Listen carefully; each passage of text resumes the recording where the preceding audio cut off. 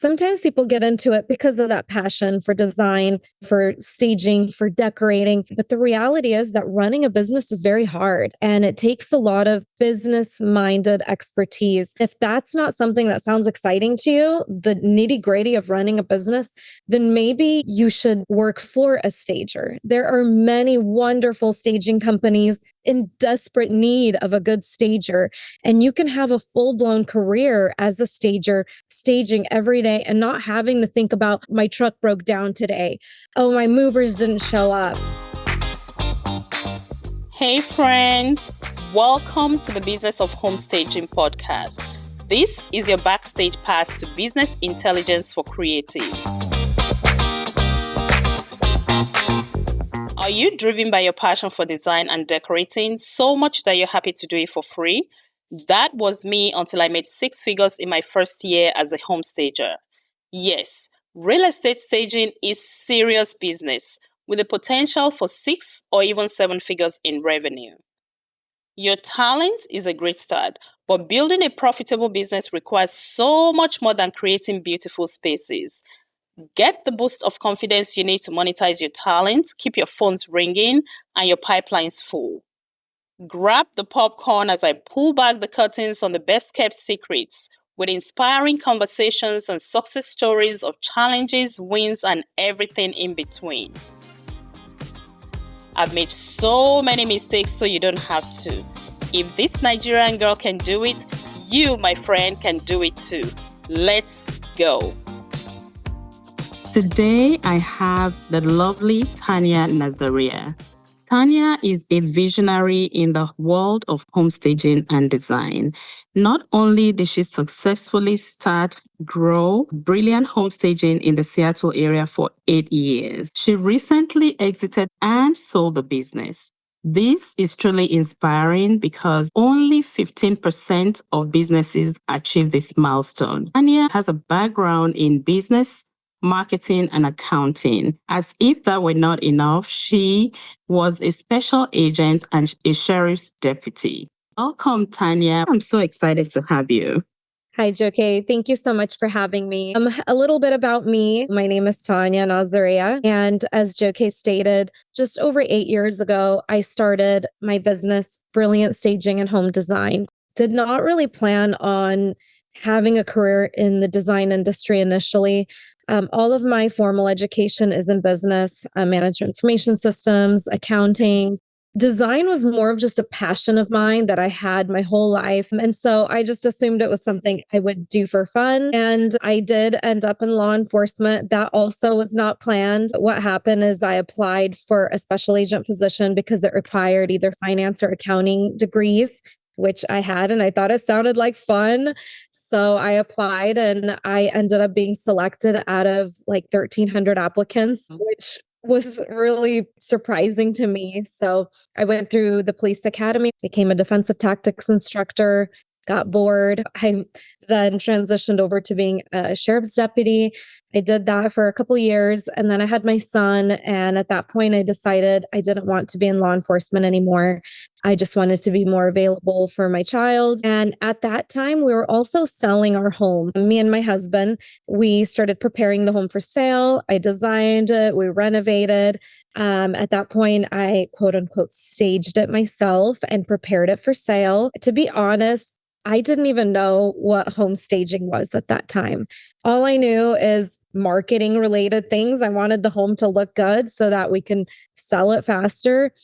And I had such an overwhelming feedback about my staging that my agent said, all these agents are asking who staged your house. And I was like, well, what do you mean? I did. And that was really what sparked this idea for me.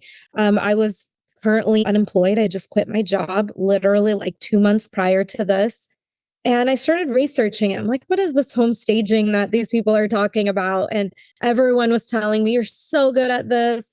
People would pay money for this. This was all new to me. So I started researching it and I realized this is something I can do.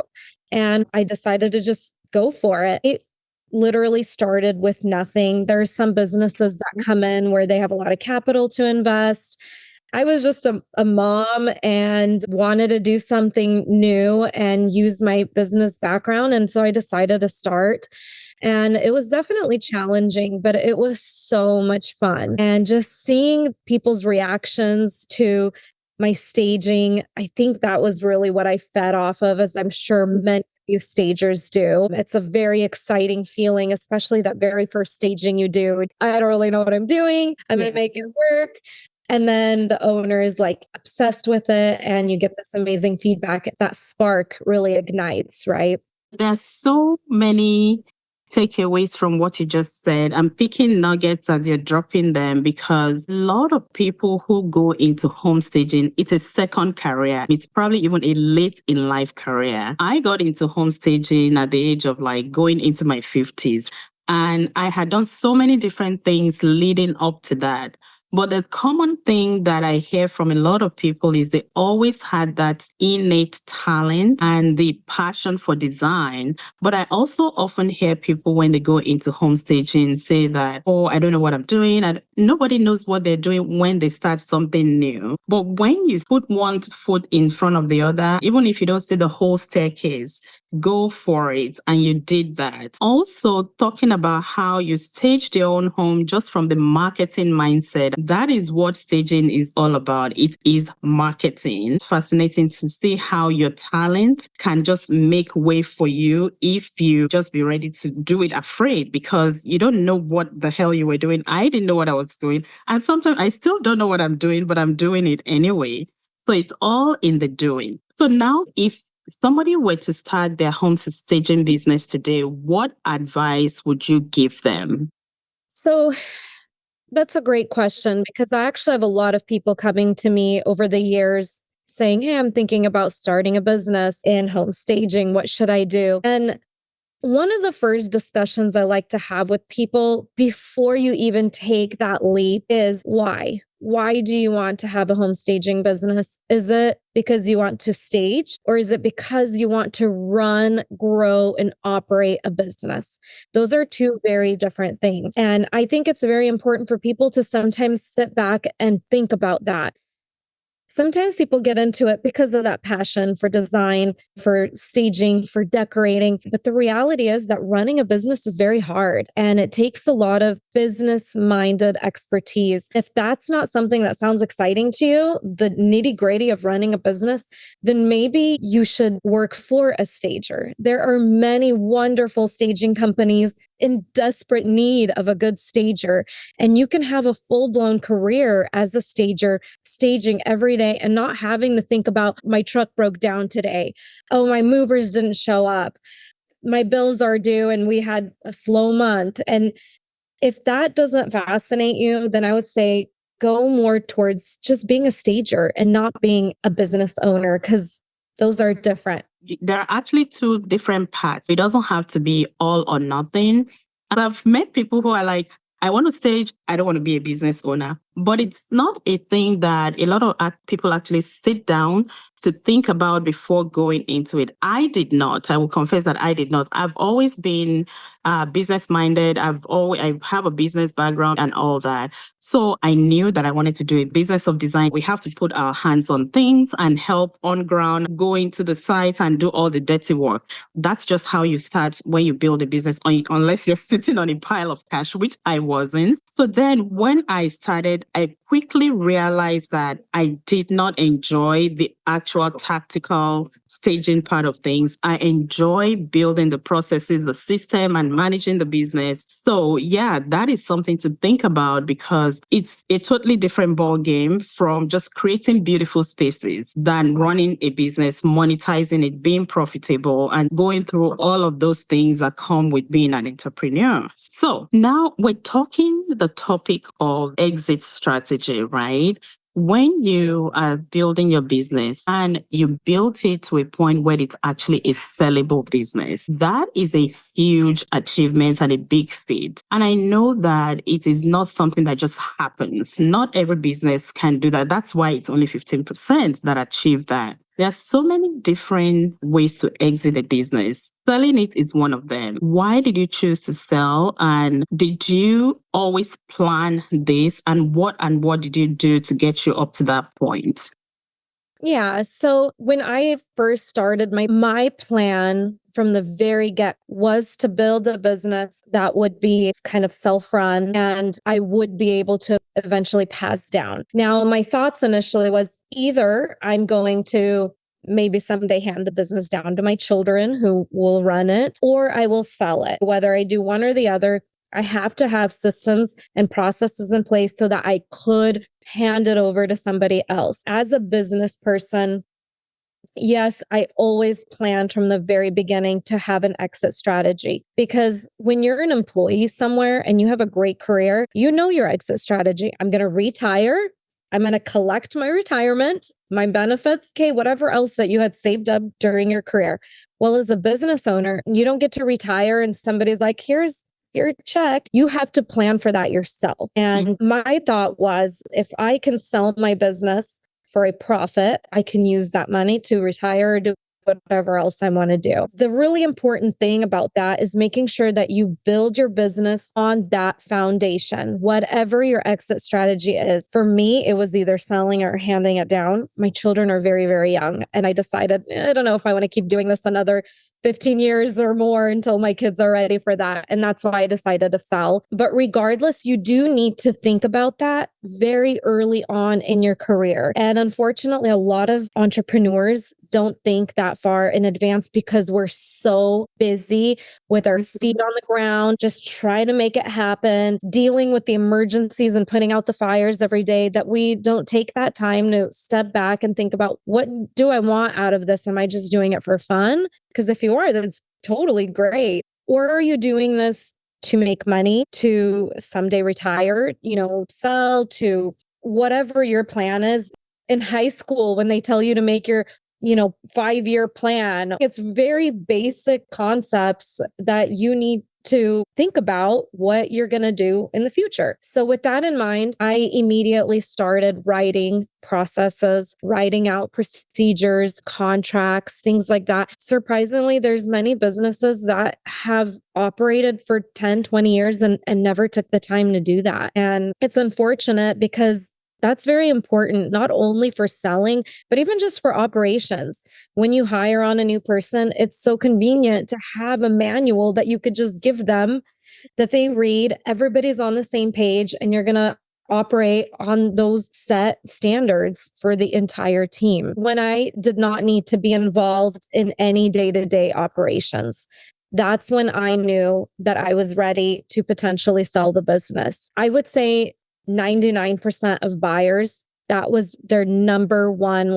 first question to me is if you're an absentee owner, because nobody's going to buy a business that's going to fall apart as soon as the owner's gone. If you are the one that's running around, doing the staging, doing the destaging, doing the estimates, you're doing everything, and they take you out of the equation and the business stops, nobody's going to buy that business unless they are already a trained stager and maybe they're a business buying a smaller business. That's probably your only option. Whereas if you're an absentee owner, your pool of buyers is a lot bigger because any business owner can take over that business, even if they don't have any design experience whatsoever. Wonderful. Those are all great, starting with the end in mind.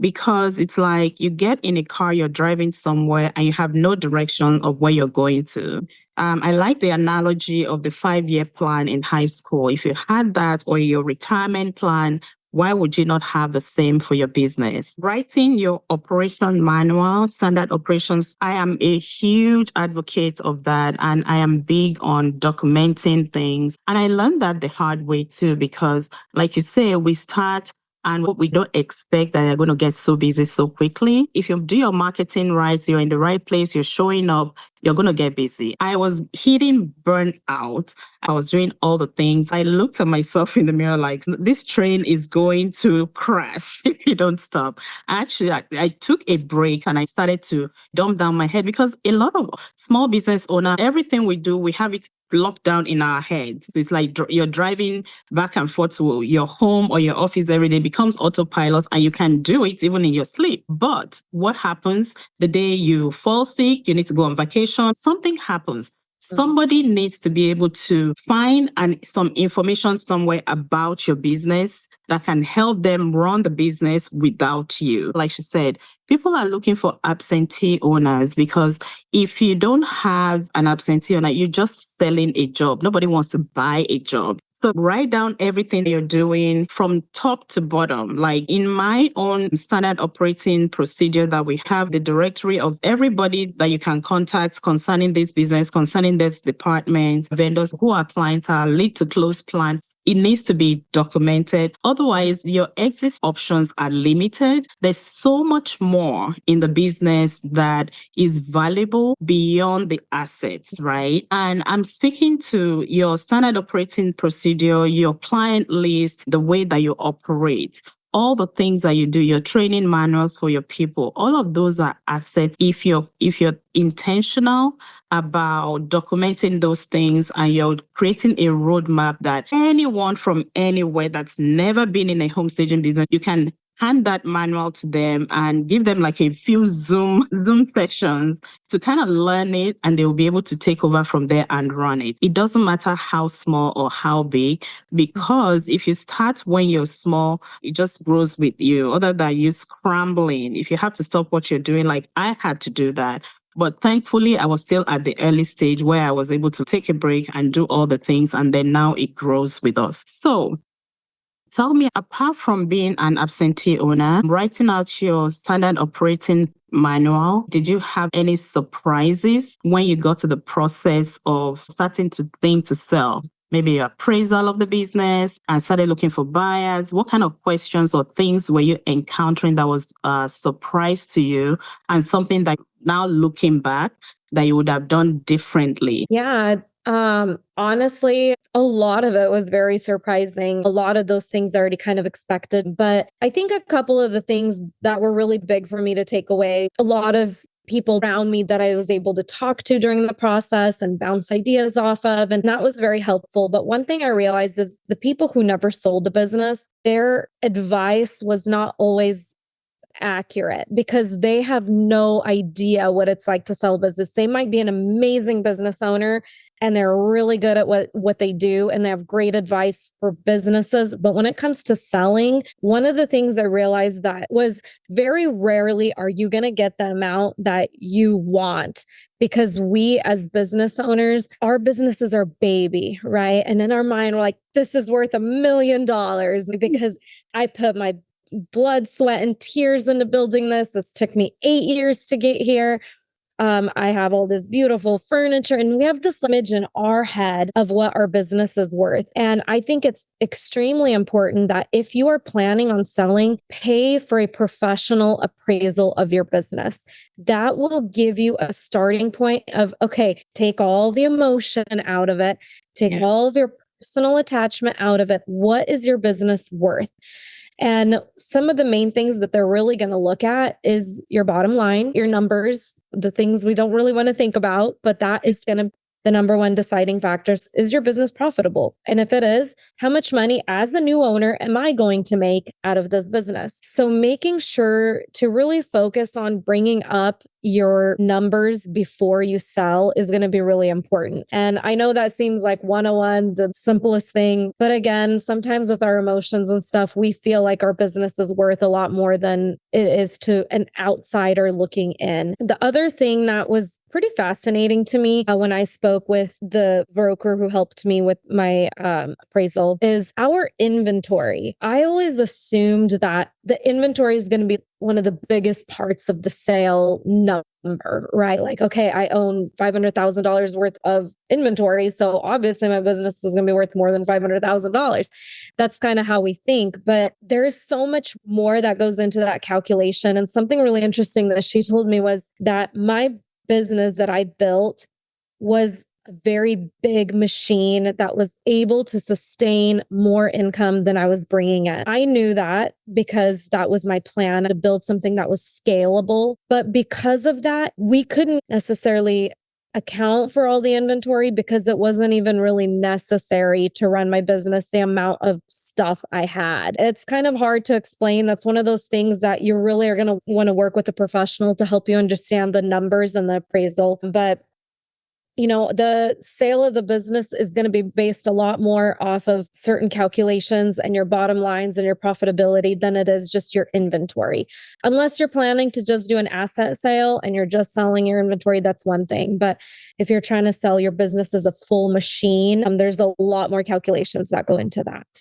So improving your numbers, writing out your SOP, being an absentee owner, and getting professional help when it comes to appraising your business. When you said that your business is your baby, and of course it's worth $1 million, everybody's business is worth like $1 million or more in our heads. It's the same way that every house is the best one in the neighborhood. My house has the biggest backyard. It's the one that's most quiet. It's this, it's that. In your own eyes, with emotions, your business is worth so much more. And then when somebody starts to look at the numbers, because the appraisers, the CPAs, the business brokers, they are all about the numbers. They don't care about all the fluff. When I learned that you sold your business, you and I had a one-on-one. I invited you over and we had a chat because I was interested in learning what I didn't know that you had already gone through. I'm a big fan of anyone who has done something. I don't need to reinvent the wheel. I can go learn it from them. Anyway, we'll get to that later. In the interest of time, I just want to dive into a little bit more about how you prepared yourself, because it goes beyond the numbers. It's the intellectual property. That's where I was going. You told me something. They put so much value on the tangible things, the bottom line, the numbers, your purchase, P&L, and all of that, because they are numbers people and all they see is show me the money. But there's so much more behind that. All of the things that you have developed, your intellectual property and all of that, they were not considering as much as you thought they would. And it now fell on you because this is your baby. You know what you've built. And it's important for you to be able to sell that part and make other people see the hidden values, intrinsic values in your business. So I would like you to talk more about that. Yeah, I remember that discussion that we had. And you're right. That was probably one of the things that was the most upsetting to me, actually. For example, my website, but it was a beautiful machine. I put a lot of money, time, effort into designing this website. It was fully SEO. People would probably spend $100,000 building a website like that. But when it came to valuing my business and I spoke to several different professionals about valuing my business, and all of them kind of said the same thing: is we can't actually put a number like, here's what your business is worth plus 100,000 for your website plus 100,000 for your branding. No, they're not going to put numbers on it. So your intellectual property, the only way it's really being valued is through your bottom line. And the way they explained it to me is, if you have an amazing website, if you have amazing branding and intellectual property, it's going to show up in the numbers because it's going to increase the traffic. You're going to be doing better, right? Because of all of these things. But another thing that I noticed is, as a business owner and as the mother of this baby, we are able to sell ourselves better than a random third party like a broker. Now, there's many amazing brokers out there, and I think it's a great option for many people. When I met with buyers, all I needed was a meeting with a buyer so I can explain to them everything I built, all of my intellectual property, explain to them my website, all of the optimization, everything that went into it, and they were sold. As soon as you take the time to fully explain why you're different than another business that's for sale, I look at it almost as home staging, right? Home staging does not necessarily increase the value of the home. Just because you put pretty things in there doesn't mean the house is worth more, but it does bring in more buyers.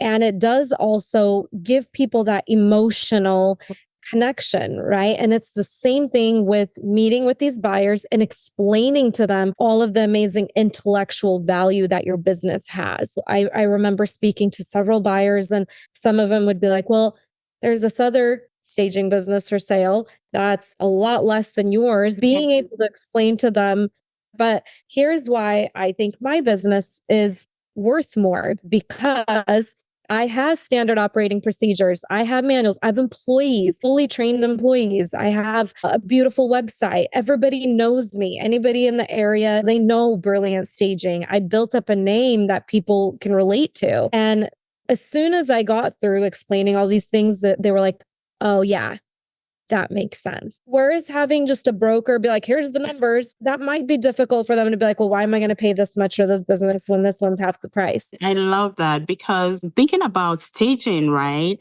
A home that is not staged versus one that is staged, the emotional connection, there's like the transactional part, and then there's the emotional connection. And that's the gap that you're bridging by coming in as the mother of the baby to tell them how awesome your baby is versus just what they see. And I love that you were able to get in front of that and sell, sell, sell. And this goes back to even leaving the exit strategy part, but just kind of building a business and understanding what you have, the value that you carry, and being able to articulate that and sell that to someone when you're selling your home staging business, like not just selling the business, but actually just on a regular basis, selling to customers and getting clients to buy from you versus the other person. It's all in the selling yourself. And before you can sell yourself, you need to know what you have, what you carry, right?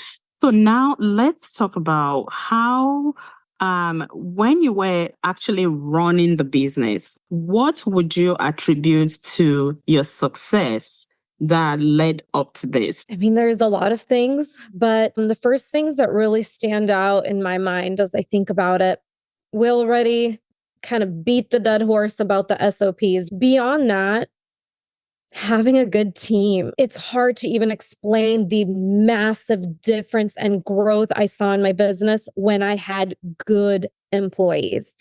So there's a huge difference between just having an employee and having good employees. And I noticed a massive difference when I had to let somebody go eventually. It was very painful for me because I'm an empath and I'm very nice and I build connections with people.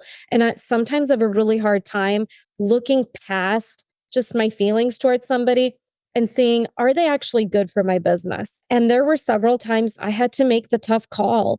I've had this person for, let's say, a year, and there's been very little growth and improvement, and they're not doing as much as I need them to. And of course, your number one thing should be offering them the training, offering the opportunity, and doing all that. But there are certain people that unfortunately just are not good for your business model. And you have to make those hard decisions of who is good for my business and who do I need to let go, even though I love that person and they're a great person and they're very nice, but they just aren't doing what you need in the business. So having a great team that you can rely on, that do a beautiful job, that are hustlers and who also can grow with the business is absolutely crucial. And I have always, throughout my career in my staging business, I have always poured out my gratitude for my team because I would be nothing without them. I would be the same as any other, DIYer out there that's just trying to do everything themselves. It is not sustainable. Yeah. Not grow a business if you are planning to do everything yourself. You absolutely cannot. You have to have a team that you can rely on, that, as Joké earlier said, I want to go on vacation. I want to go away, or maybe I'm sick. I love knowing that my team will handle it. They will take care of business. And when I get back, everything is just as I left it, if not better.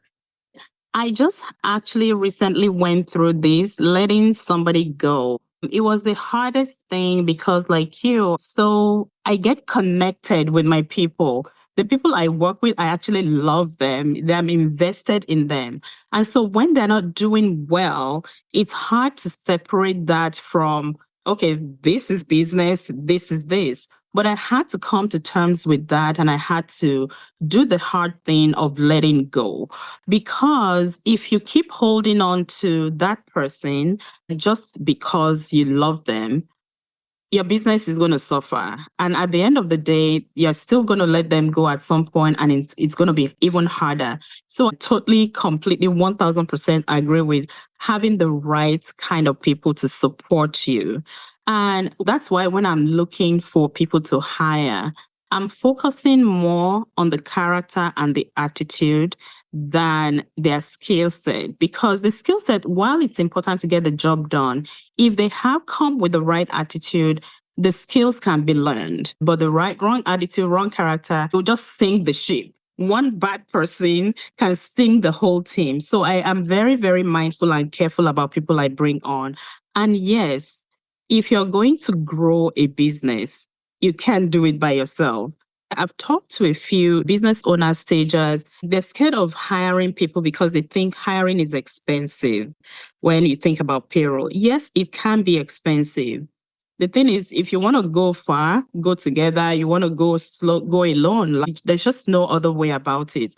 And yes, so that is a huge part of building any business, having the right people to support you. Because I feel like when you bring on people to help you and support you in your business, it's not even so much that they are going to get you far. It's that people are going to bring fresh, new ideas that you hadn't even thought about.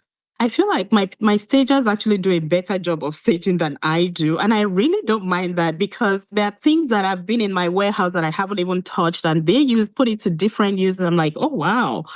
So there's fresh influx of ideas that keep flowing and just keep improving what you do and how you do it. Well, this has been so fun. I have one question for you. Pillows, to chop or not to chop? It's a real question, y'all. I'm a big chopper. So what do you think? I am 100% on the chop team. Absolutely chop those pillows. The feather, the down pillows, they just have space. And why would you use a down pillow and not show it off by chopping? Yeah, that's what I say. Like, I paid extra to get the feather so I can chop it, and so I'm going to chop. So, well, there you have it. A fellow chopper. Tanya, it's been lovely talking to you. If people want to work with you, because now you offer services to help people who want to build their business with the end in mind so they can exit and get something out of their investment, where can people find you? Yeah, so now that I've sold my staging business, as Joké stated, now I'm offering business consulting services to other stagers and designers. And you can always call me, email me. My email is just tanya@nazaria.dc.com. Check out our website. It's very new and fresh. Right now, it's pretty basic, but it'll have all of my contact information on there.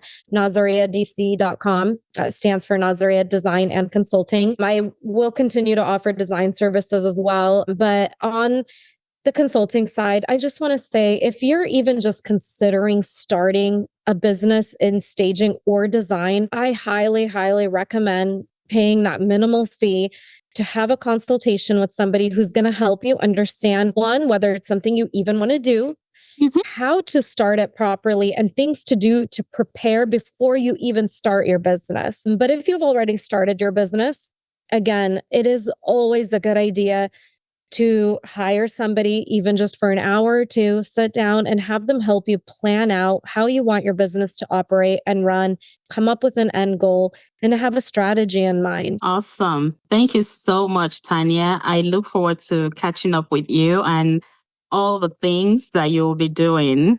Yes, thank you. This was a pleasure. Thank you so much for having me. This was a lot of fun. It's a wrap. It's almost hard to not keep talking because there's so much we can talk about. You've been listening to the Business of Homestaging podcast. Remember to share, like, and subscribe. For more business resources, or if you need help getting started in the world of homestaging business or any business for that matter, or you're looking for growth strategies, reach out to me on thebusinessofhomestaging.com so we can create a roadmap to get you from where you are to where you want to be. Thank you for joining me on this episode and keep doing all the things. Until next time.